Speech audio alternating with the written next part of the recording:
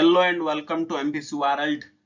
मैं आपको आज ऐसा चीज बताने वाला हूं जो आप सुनकर यूएसए के पॉलिसी को बहुत ही क्रिटिसाइज करने वाले हैं।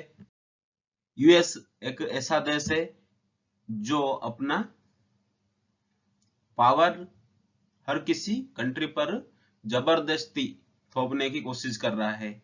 हर बार वो सैंक्शंस लगाकर ईरान हो, इंडिया हो और बहुत सारे साउथ एशियन कंट्री हो या बहुत सारे सेंट्रल एशियन कंट्री हो, उनके ऊपर सैंक्शन लगाकर उनको प्रेशराइज करना चाहता है। ऐसा ही कुछ हुआ है। As a religious thinking US के एक ऑर्गेनाइजेशन है जो उनके एडमिनिस्ट्रेशन को नोटिस किया है कि आप इंडिया को एज ए रिलीजियस वायोलेशन आप उनके ऊपर सैंक्शन लगाइए। उनका क्या दावा है कि इंडिया को जैसे भी करके इंडिया में क्रिश्चियनिटी को स्प्रेड करने के लिए उनको खुराक देना है, उनको अपॉर्चुनिटी देना है क्रिश्चियन मिशनरियों को कि वो अपना क्रिश्चियन रिलीजन उधर स्प्रेड कर पाए और हमारा इंडियन कल्चर और ट्रेडिशन को वो बर्बाद कर सके।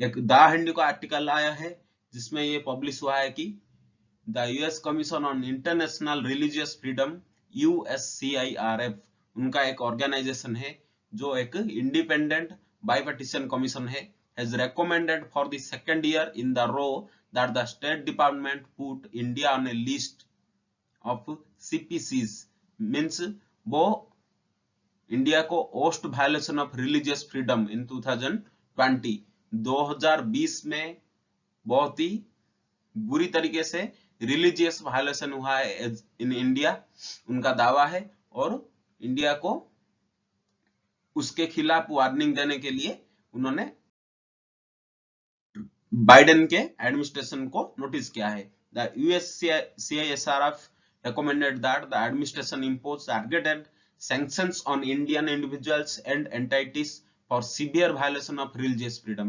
उनका कहना है कि इंडियन इंडिविजुअल्स एंड एंटिटीज मतलब हमारे गवर्नमेंट और बहुत सारे एंटिटीज मतलब जो भी रिलीजियस ऑर्गेनाइजेशन है इंडिया पर, उनके ऊपर सैंक्शन लगाने को कह रहे हैं। A second recommendation was for the administration to promote interfaith dialogue and the right of all communities at bilateral and multilateral forums। उनको द्विपाक्षिक और मल्टीलैटरल मतलब जो भी हमारे क्वाड है, मल्टीलैटरल मतलब such as the ministerial of the quadrilateral, हमारा जो एक क्वाड बना है यूएस, इंग्लैंड, जापान और इंडिया को लेकर क्वाड बना है, उसके ऊपर भी इस बात को रेज करने के लिए वो USCISRF उनका एक ऑर्गेनाइजेशन है जो यूएस एडमिनिस्ट्रेशन को बोल रहा है। और उनका दावा है कि इंडिया में और कोई रिलीजन को खुली छूट नहीं है उनका काम करने के लिए, पर रियल फैक्ट है कि USCIRF recommendation are non-binding at the Trump administration had rejected the USCIRF recommendation to designate India as CPC last year। उनका कहना है कि उनको CPC में डाल दीजिए और उनके ऊपर रिलीजियस सैंक्शन लगाइए। The key concern of the 2021 report include the Citizenship Amendment Act, जो हमारा CAA रिलीज हुआ था 2020 में, उनमें साउथ एशियन कंट्री से जो हमारे नॉन मुस्लिम रेफ्यूजीज को फास्ट ट्रैक सिटीजनशिप मिल रहा है, उनके ऊपर उनका थोड़ा बयान गलत है। The report says mob sympathetic to Hindu nationalism operated with impunity and used brutal force to attack Muslim in Delhi riots in February 2020। पर जो राइट हुआ था उसमें हिंदुओं को भी बहुत सारा नुकसान हुआ है, उनको भी देखना चाहिए। On the national register of citizenship NRC तो होगा ही, क्योंकि जो भी बाहर से आएंगे उनको तो निकालना ही पड़ेगा। The consequences of exclusion is exemplified by large detention camp being built in Assam। ये जो बोल रहे हैं डिटेंशन कैंप इंडिया ने बनाया है, क्या जो हमारा चाइना ने डिटेंशन कैंप बनाए हैं युगर मुस्लिमों के लिए, उनके पर भी यूएस क्या बयान होना चाहिए। यूएस बहुत सारे अरबिक कंट्री भी बोले हैं, पर चाइना के ऊपर प्रेशर नहीं बना पा रहे हैं।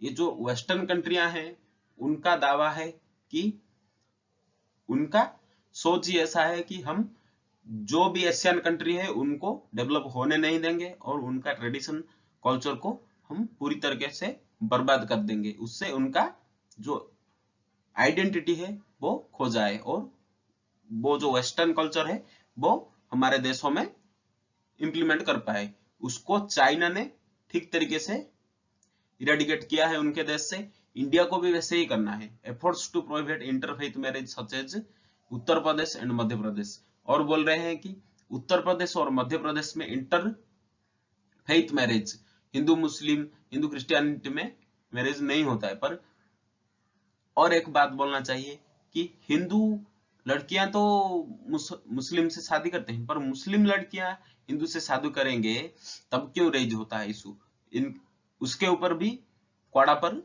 एक इशू रेज होना चाहिए। क्वाड्रिलेटरल जो है क्वाड हमारा बना है उस पर भी बात होना चाहिए। This effort targeting and delegitimising interfaith relationships have led to attacks and arrest of non-Hindus and to innuendo suspicion and violence toward any interfaith interaction, the report notes. In an apparent reference to Tabligh Jamaat Markaz in March 2020, उनका कहना है कि जो तबलीग जमात हुआ था उसमें सीधे कोविड-19 की स्प्रेड होने पर मुस्लिम कम्युनिटी पर बहुत ही टारगेट किया गया। जो उनका जॉन मोरे नाम का एक मेंबर है उस ऑर्गेनाइजेशन का, उन्होंने बोला था। पर सच में जो तबलीग जमात हुआ था वो जानबूझकर हुआ था, मुस्लिम कम्युनिटी ने जानबूझकर किया था, तो लोगों ने टारगेट किया मुस्लिम कम्युनिटी को। नहीं करते तो थोड़ी ना कोई करता, उनका भी गलती था कुछ। And who is the John Moore an evangelical who is the president of the Congress of Christian Leaders as per his USCIRF bio। उनका बैकग्राउंड क्या है? ये जॉन मैरो जो कमेंट कर रहे हैं, USCIRF एक ऑर्गेनाइजेशन है जो एक सेक्युलर ऑर्गेनाइजेशन है, पर उनका जो मेंबर है प्रेसिडेंट वो एक क्रिश्चियन लीडर है, तो वो कभी भी वो क्रिश्चियन लीडर है तो वो कभी भी सेकुलर चीजों के बारे में नहीं सोचेंगे। वो क्रिश्चियनिटी को इंडिया में कैसे स्प्रेड करना है उनके बारे उस चीज के बारे में ही सोच रहे रहते हैं। तो उनका कोई सेकुलर माइंडसेट ही नहीं है। India's government and people have everything to gain and absolutely nothing to lose from preserving social harmony and protecting their right to everyone. उनका कहना है कि इंडिया के गवर्नमेंट एवरी रिलीजन का रेस्पेक्ट करना चाहिए, उनको सोसाइटी में बैलेंसली मैनेज करना चाहिए और जिससे सोशल हार्मोनी बनी रहे। वो तो हम भी चाहते हैं, इंडियन गवर्नमेंट भी चाहता है, पर दो साइड में काम चलता है ना, जो भी क्रिश्चियन है मुस्लिम है उनको भी कोऑपरेट करके चलना चाहिए। और last year in India had denied visa to member of USCIRF.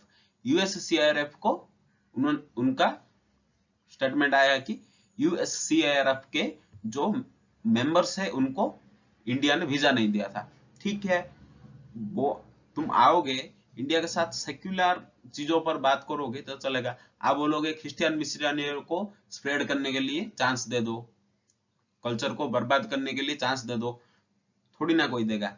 External affairs minister S Jaishankar had written to an MP last June that foreign entities like USCRF did not have the locus standi to pronounce on the state of Indian citizens constitutionally protected right। ठीक बात है, वो तो कोई government organisation नहीं है, US का एक एनजीओ है, तो उनको कैसे एक्सेस दे दे एक देश में जाकर कुछ करने के लिए। Other new recommendation for the CPC list in the Commission 2021 were Russia, Syria and Vietnam। Russia को भी वहां पर एंड सीरिया एंड वियतनाम पर उन्होंने सैंक्शन लगाने की प्लान किए थे। और उनका Burma, China, Eritrea, Iran, Nigeria, North Korea, Pakistan, Saudi Arabia, Tajikistan, Turkmenistan, Afghanistan, Algeria, Azerbaijan, Egypt, Indonesia, Iraq, Kazakhstan, Malaysia, तुर्की, उज्बेकिस्तान, इन सारे देश पर एक स्पेशल वॉच लिस्ट बनाकर बैठे हैं। उनका सिर्फ एक ही मकसद है कि उनका क्रिश्चियनिटी कैसे स्प्रेड हो। तो वीडियो कैसा लगा, वीडियो को लाइक कीजिए और वीडियो को कम्युनिटी के साथ शेयर कीजिए, तो एक्चुअली क्या चाहते हैं वेस्टर्न कंट्रियां उनको भी पता चले। और सब्सक्राइब करना ना भूलिए चैनल को। सब्सक्राइब करने से क्या होगा, आप मेरे जो वीडियो आएंगे उनका नोटिफिकेशन आपको आ जाएगा इस बेल आइकन को दबाने से। Thank you, have a nice day.